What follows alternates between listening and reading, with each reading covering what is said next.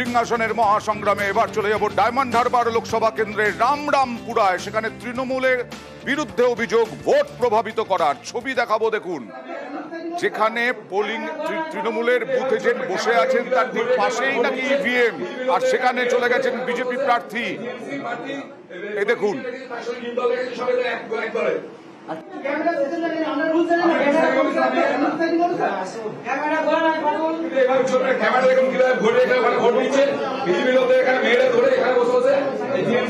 এই ঠিক পাশেই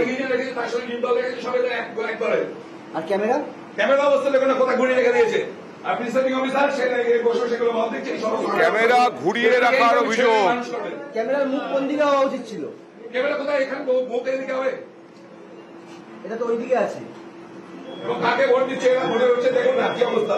এই মুখে বসে আছে, এখানে বসে বসে এখানে বসে বসে দেখছে কাকে ভোট দিচ্ছে, দেখতে আছে মনে মনে। আসুন, কাকে ভোট দিচ্ছে এখানে দেখুন, দেখুন কিভাবে রয়েছে এখানটায়। হ্যাঁ, এখানে এখানে ইভিএম মেশিন এভাবে ঘোরানো থাকবে। ইভিএম মেশিন রেখে কাকে ভোট দিচ্ছে দেখতে হবে। ভোট বন্ধ করছে কি এখানে? ভোট বন্ধ করে এখানে আপনি যাবে না, না আপনার চাকরি যাবে। কথা বলবো প্রতিনিধি আবিরের সঙ্গে। আবির, একেবারে তো দূরত্ব খুবই কম দেখা যাচ্ছে ইভিএম এর সঙ্গে এই বুথ এজেন্টের তৃণমূলের।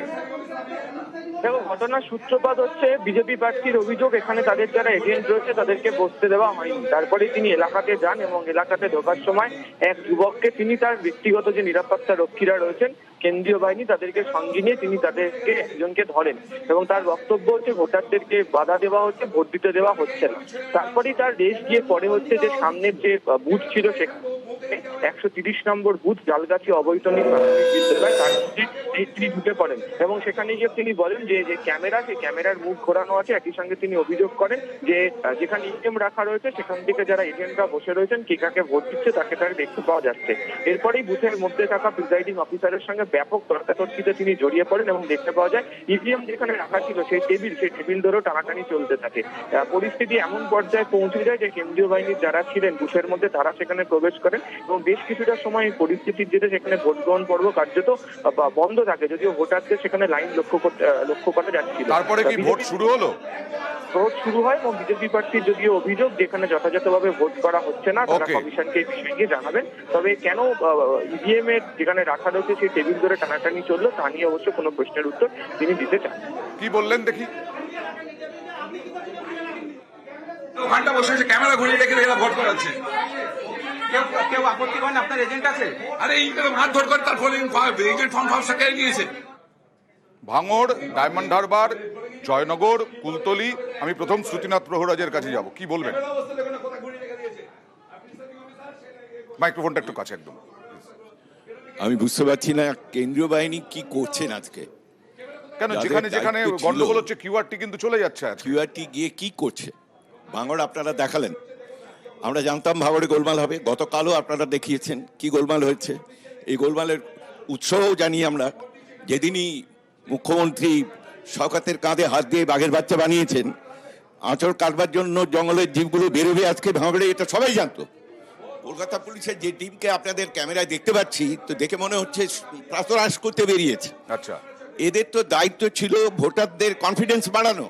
দেখে মনে হচ্ছে আদৌ করছে সেটা? নির্বাচন কমিশনের আন্ডারে থাকার পরেও দেখুন, নয়ন, পশ্চিম বাংলায় তৃণমূলের জমানায় ব্যালট খেয়ে হজম করা হয়েছে।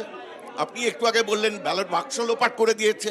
আজকে সকালে আপনারা দেখাচ্ছেন ইভিএম লোপাট করে দিয়েছে। এটা বিজেপির বিরুদ্ধে অভিযোগ উঠছে। আমি যার বিরুদ্ধে এই অভিযোগ, পশ্চিম বাংলায় এই রাজনৈতিক সংস্কৃতিটা যে তলানিতে গেছে সবাই জানি আমরা। বিমল শঙ্কর নন্দ। না, 80 এবং 90-এর দশকে যিনি বাঘের বাচ্চা ছিলেন এখন খুব পুরোদস্তুর, মানে একদম বয়স্ক বাঘ আর কি। ফলে বাঘের বাচ্চা যতটা একটু কন্ট্রোলে থাকে, বয়স্ক বাঘ আর থাকে না, সে একাই শিকার করতে বেরিয়ে পড়েছে। সুতরাং দক্ষিণ 24 পরগনায় ওই বাঘের বাচ্চা এখন একটু ভুল বলা হলো পূর্ণবয়স্ক বাঘ। কিন্তু কলকাতা উত্তরে তো সেরকম কেউ নেই, তাও তাপস রায়কে বারবার মুখে পড়তে হচ্ছে। একটা কথা বলি, মিঠুন চক্রবর্তী আপনারাই দেখালেন দাঁড়িয়ে ভোট দিচ্ছেন, হঠাৎ তাকে দেখে চোর স্লোগান উঠে গেল। তাপস রায় যাচ্ছেন, আপনি কেন এলেন? আপনি এলেই মানে উনি এলে যে ওই রকম কোড আনকোড স্মুথ ভোটিং গুলো হচ্ছিল, উনি গেলে আটকে গেছে।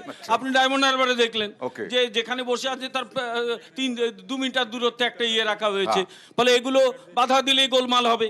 আসলে যেটা দাঁড়িয়েছে আমার এগুলো দেখে মনে হচ্ছে, আমরা তো ঠাট্টা মানে সিরিয়াসলি বলি যে ভোট হচ্ছে গণতন্ত্রের উৎসব, কিন্তু কখনো কখনো ওই ভোটের নামে গণতন্ত্রের শ্রাদ্ধও তো হয়, আচ্ছা। এগুলো তার উদাহরণ আর কি। গণতন্ত্রের শ্রাদ্ধ কিন্তু এই হচ্ছে শ্রাদ্ধ অরিন্দম, তো হতে দেওয়া কেন্দ্রীয় যাবে বাহিনী না। থাকা সত্ত্বেও, কিউআরটি থাকা সত্ত্বেও, এটা কি তোমাদের নাচতে না জানলে উঠোন বাঁকা সাফাই, যেটা কোট আনকোট তৃণমূল বলে? নাচতে না জানলে উঠোন বাঁকা কিনা সেটা তো টিভির পর্দায় দেখা যাচ্ছে। তবে দেখো, আমি পরিষ্কার কথা বলছি, তুমি যেটা দেখালে না লম্বা লাইনটা, ওইটা অ্যাকচুয়ালি পশ্চিমবঙ্গের ভোট চরিত্র হওয়া উচিত ছিল। আর মানুষ, পশ্চিমবঙ্গের মানুষ যে তাদের গণতান্ত্রিক অধিকার এবং দায়িত্ব সম্পর্কে সচেতন, সেটা ওই লম্বা লাইনটা দেখে বোঝা যায়। নইলে এত গন্ডগোলের পরেও মানুষ কিন্তু স্বতঃস্ফূর্তভাবে ভোটটা দিতে যায়, এটা আমাদের অত্যন্ত ভালো লাগার বিষয়। কিন্তু এই বিজেপি আজকে বলছে যে কিউআর টিম কাজ করছে না, অনেক জায়গায় সমস্যা হচ্ছে, আর সেই সমস্যা যে হচ্ছে এগুলো তো পরিষ্কার, এগুলো পরিষ্কার দেখা যাচ্ছে।